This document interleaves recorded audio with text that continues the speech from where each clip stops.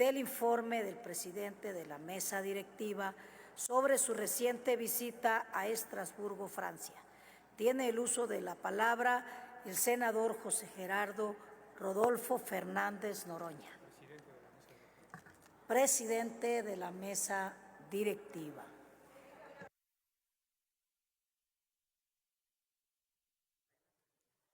Muchas gracias.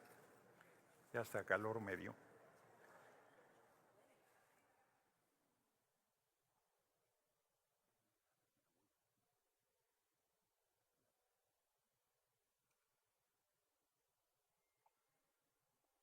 Muchas gracias. Senadora Presidenta, pido una moción de ilustración. Me sea otorgada.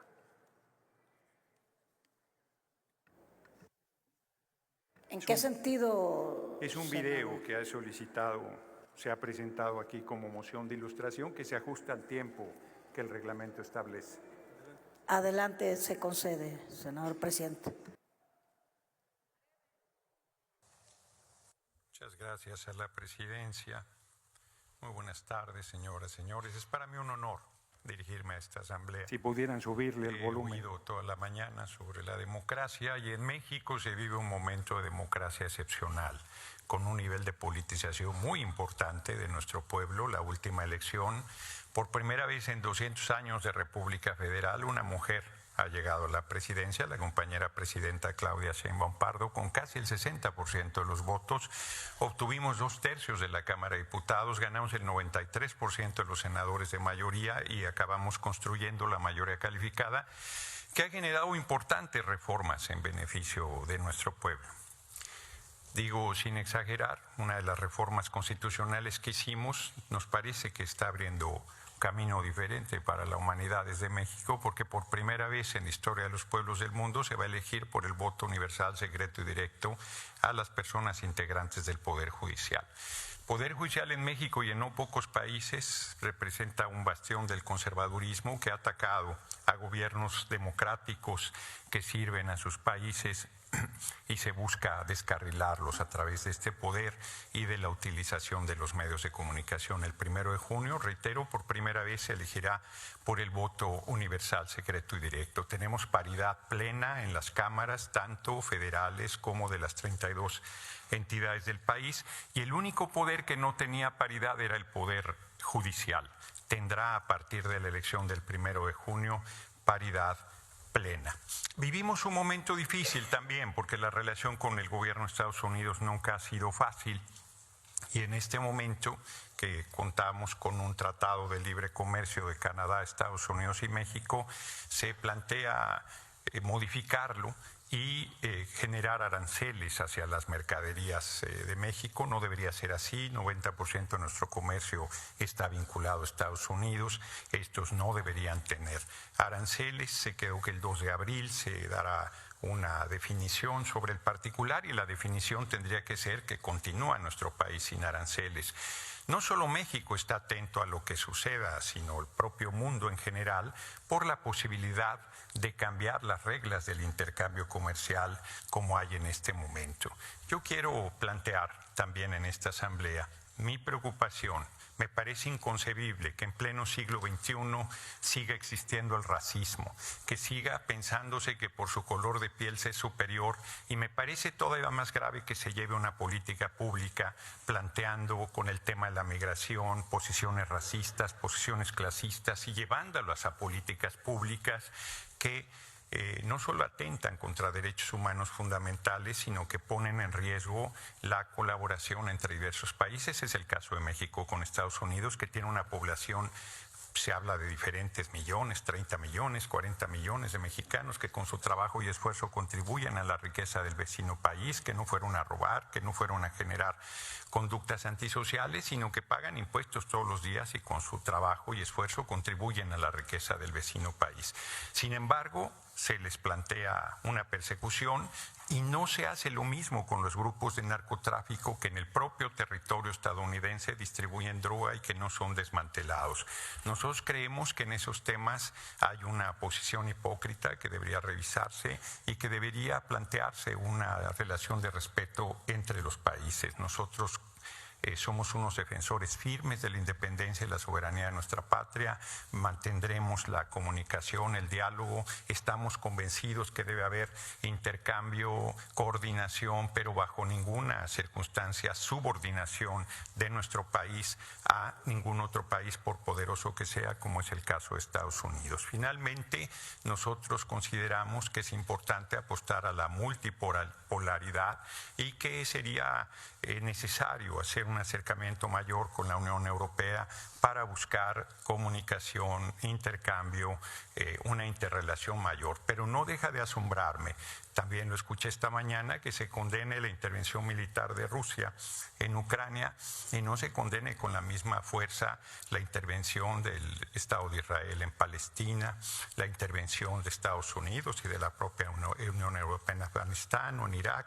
Nos parece que toda intervención militar debe ser condenada, que todo racismo, que todo clasismo, que toda homofobia, que toda misoginia, que toda forma de discriminación y toda forma de violencia debería ser condenada, y la guerra misma debería ser condenada, que en pleno siglo XXI deberíamos encontrar la manera de comunicarnos con respeto entre los pueblos y los gobiernos del mundo y contribuir al desarrollo donde lográramos que el centro de nuestro desarrollo económico sea el ser humano, para hacer posible dos frases que con ello termino, como decía Ricardo Flores Magón, un gran revolucionario mexicano que sostenía que el pueblo tiene derecho a vivir y a ser feliz, o como decía Rosa Luxemburgo, por una sociedad donde seamos socialmente iguales, humanamente diferentes y completamente libres. Agradezco su atención y deseo larga vida a los pueblos de Europa, larga vida al Consejo Europeo, pero sobre todo larga vida a las relaciones sin racismo, sin clasismo y de respeto entre los pueblos y entre las naciones. Muchas gracias por su atención. Concedida, senador, su solicitud. Continúe, por favor. Muchas gracias. Como se ha observado, acudí al Consejo de Europa a una reunión diferente.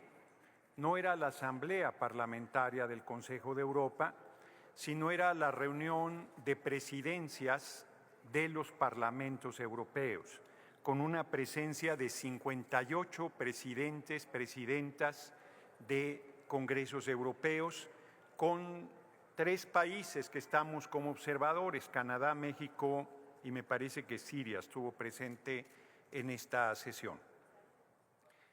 Para los que critican la insaculación, la manera de intervenir en esas sesiones es por insaculación. Como el primer tema de salvaguarda de la democracia tenía un número muy alto de oradores, se hizo un sorteo y me tocó el lugar 16. Me tocó intervenir en la tarde, después del almuerzo. Para los que creen que se hace turismo parlamentario, es una reunión muy importante. El Consejo de Europa trata temas de derechos humanos, de medio ambiente y de mejoría de las condiciones de vida de los pueblos. Me pareció particularmente preocupante que prácticamente todas las intervenciones de los liderazgos de los parlamentos europeos condenaban a Rusia, lo cual implica que están dispuestos a continuar la guerra. En las reuniones bilaterales inclusive se me planteó, que fueron reuniones muy importantes, ahora comentaré, que no fueron formalmente diplomáticas, sino fuimos a fondo de los temas. Se me planteó inclusive en algún caso que la única salida posible para Europa es la salida del presidente Putin, lo cual plantea una situación muy delicada de que la guerra puede continuar por mucho tiempo.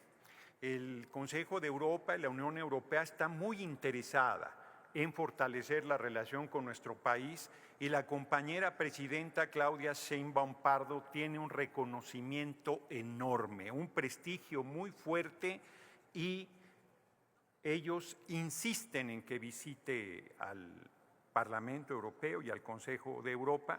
Están muy interesados en ese acercamiento y le tienen, insisto, un enorme reconocimiento a la estatura política de la compañera presidenta Claudia Sheinbaum Pardo.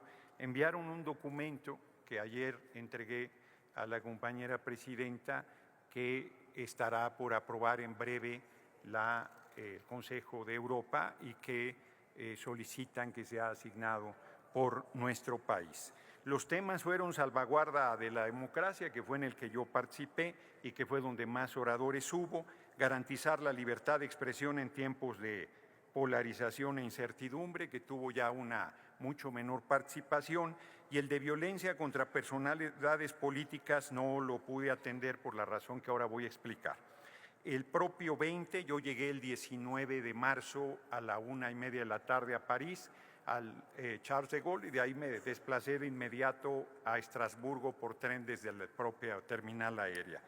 El día 20 fue que tuve esta intervención y tuve reuniones bilaterales con la diputada Esther Gil de Rebolledo Las Fortes, vicepresidenta del Congreso de Diputados de España, con la senadora Laura Castellfont de Esquerra Republicana de Cataluña, y reuniones bilaterales muy formales y de fondo con el vicepresidente del Parlamento sueco, Kenneth Forslund, con Alen Simonian, presidente de la Asamblea Nacional de Armenia, y terminamos la jornada en una reunión muy importante con el presidente de la Cámara de los Comunes de Canadá, Greg Fergus, que insistió en que haya un encuentro interparlamentario entre congresistas mexicanos y mexicanas y congresistas canadienses para enfrentar la dificultad que se ha venido dando con el cambio de políticas que el gobierno del presidente Donald Trump ha venido planteando y que el 2 de abril tendrá una definición fundamental. Termino este informe, que además les daré por escrito en su momento. El día 21, viernes 21, me reuní con el presidente de la Asamblea Parlamentaria del Consejo de Europa, Theodoros Rossopoulos, una muy importante reunión con un intercambio de fondo sobre temas de interés mutuo, con Verona Murphy, presidenta de la Asamblea de Irlanda, que además presidía la Asamblea cuando yo hice uso de la palabra, con Jan-Antoine Bruijn, presidente del Senado de los Países Bajos, si así no se pronuncia, perdonarán mi holandés, con la secretaria general de la Asamblea Parlamentaria del Consejo de Europa, dificilísimo su apellido, de Espina, denme por bueno la pronunciación, Tsatsivasilou, y con el vicepresidente de la Cámara de los Lores del Reino Unido, Lord John Gardiner of Kimball. Finalmente me reuní con el presidente del Parlamento Europeo, el diputado Martin Hoxsik. No fue posible la reunión con la presidenta porque habría que desplazarse a Bruselas y los tiempos no daban. Cierro. Como pueden ver, me reuní con el presidente y secretaria general del Consejo de Europa, con el vicepresidente del Parlamento Europeo y con importantes parlamentarios para fortalecer el acercamiento de nuestro país y de la diplomacia parlamentaria mexicana en este importante espacio. Dicho en otras palabras, me pareció una reunión, una misión muy importante, muy productiva, y si hay algún reclamo y alguien siente que esta intervención y estas reuniones no representan la pluralidad de esta Cámara de Senadores, estoy abierto a escuchar los cuestionamientos que hubiese al respecto.